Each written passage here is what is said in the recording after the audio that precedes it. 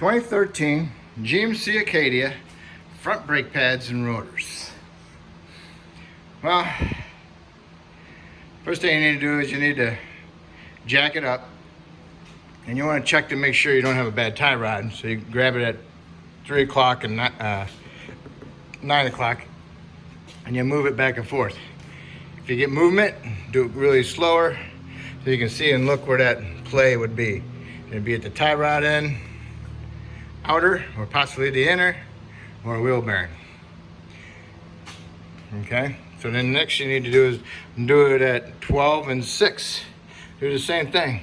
If you get any play, you might have a bad wheel bearing or possibly a ball joint. If you can double check it, you can come over here and do it on the 5 o'clock position, and then watch your ball joint below and see if you see any movement out of it. Okay, but anyway, so then lower it back down, break the lug nuts loose if you don't have an impact, break them loose, jack it up and support it. You can jack it up on the subframe in the front, or you can jack it up on the side where the subframe bolt is, right there, okay? Make sure you put a jack stand on it and support it for safety, okay? So now we're gonna remove our front tires. And here we go, okay. If you got the caliper retainer bolt in there, you wanna remove it. It's usually like a T40 Torx, and you use an impact driver, hit it with a hammer and break it loose and unscrew it. Okay, get it out. And you wanna turn the wheel in, if you can.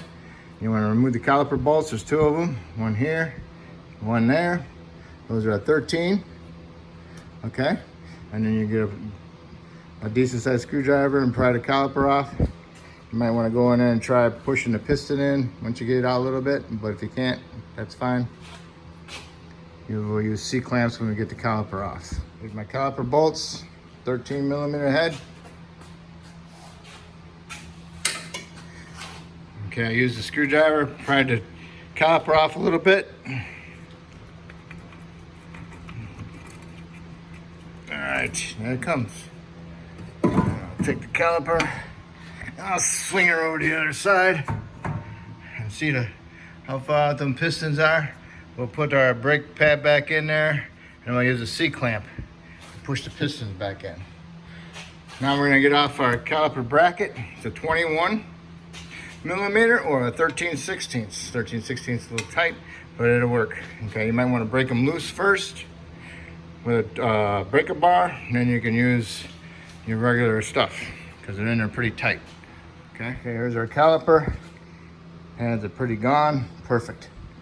Okay, so now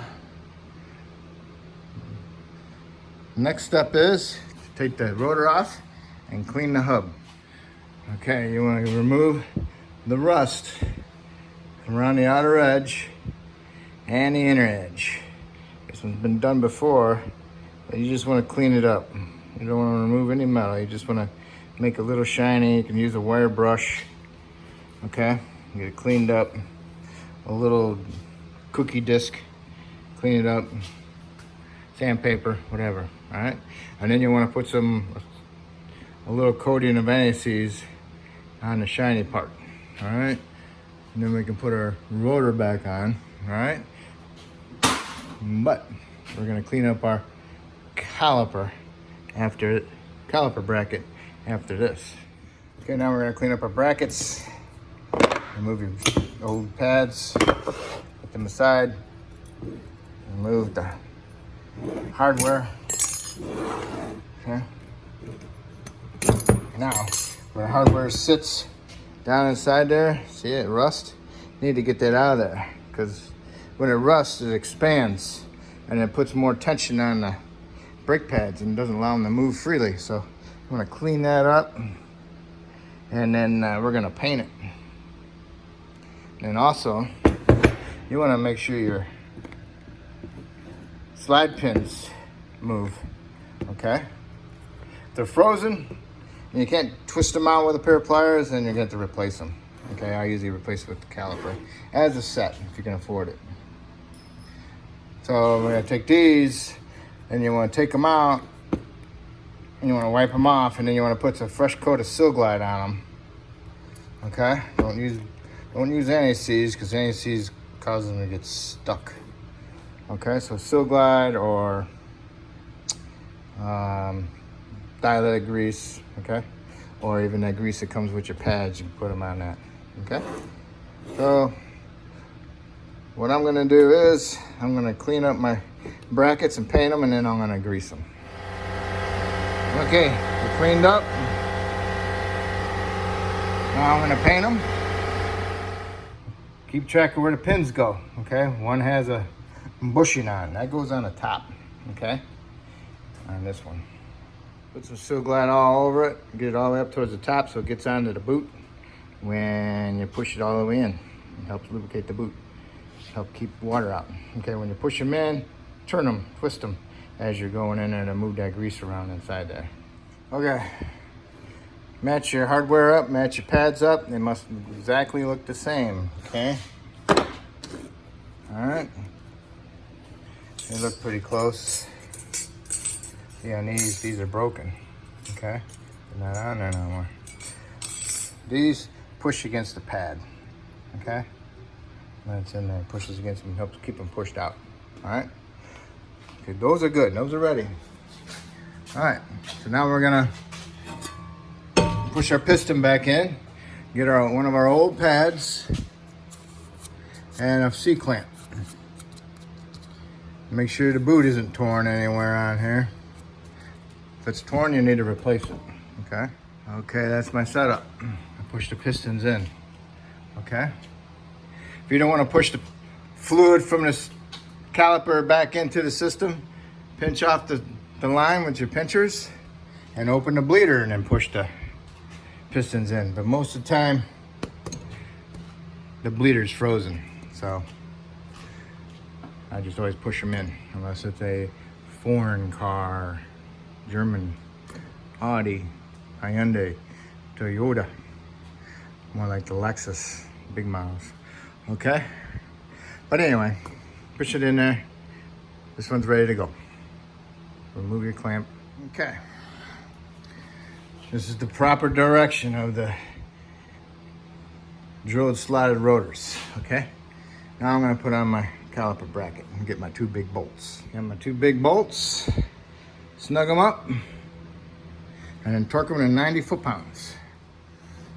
Okay, make sure you double check the torque specs on. I'm just giving you a ballpark, because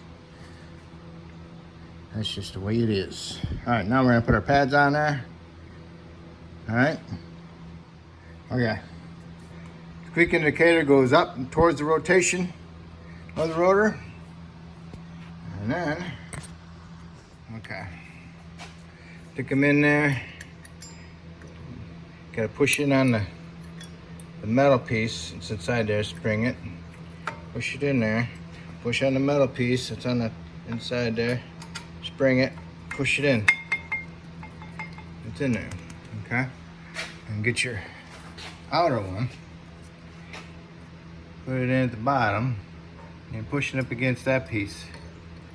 Okay, got that one. You're gonna push against the top one. Push it in there. Okay. In there. Now I'm gonna put the caliper on. And make sure the bleeder is on the top and your line is not twisted. Okay? See if I can do this. One-handed. All right, we got started. You got started, you got to push in your slides. Make sure the slot lines up with the slot on the caliper. Now you can put your caliper bolts in, snug them up, and tighten them to 25 foot-pounds, okay? These babies. This is slotted right here, and there's a flat spot on the top and bottom of the slide, okay? So I want to get those started. Okay, my caliper bolts are tight. Double check the torque specs. I just give you ballparks. Might be more, might be less, but I know how tight to tighten them, so I have no problems with that.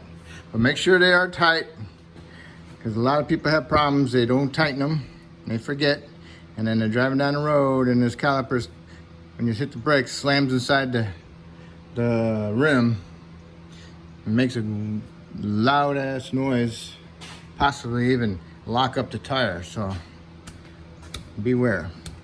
Make sure your line is not twisted. Make sure it's a nice straight shot.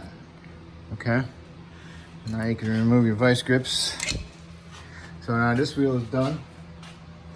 You can go do the other side and do the exact same thing. Okay, so when you're done, put your tires on, put your lug nuts on, and torque them to 140 foot-pounds. Okay, and make sure you tighten in a star pattern. Don't just do a circle pattern because that will warp the rotors.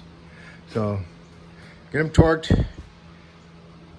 Make sure you, and then lower deck down on the ground, and then torque it on the ground with your brake torque wrench, 140 foot-pounds, and then go inside the vehicle, start it, pump the pedal a couple times to make sure you got a hard pedal. That way you're pushing the pistons back in and taking up the gap. All right, so you gotta make sure you got a good pedal before you put it in drive or reverse. All right, and go underneath the hood and double check your brake fluid, clean it off if there's any spillage that came out from the excess, and make sure the cap's back on, and double check to make sure that you got a good brake pedal. All right, that's it. So if I helped you any, please subscribe. If you already subscribed, that's awesome. But I thank you and good luck.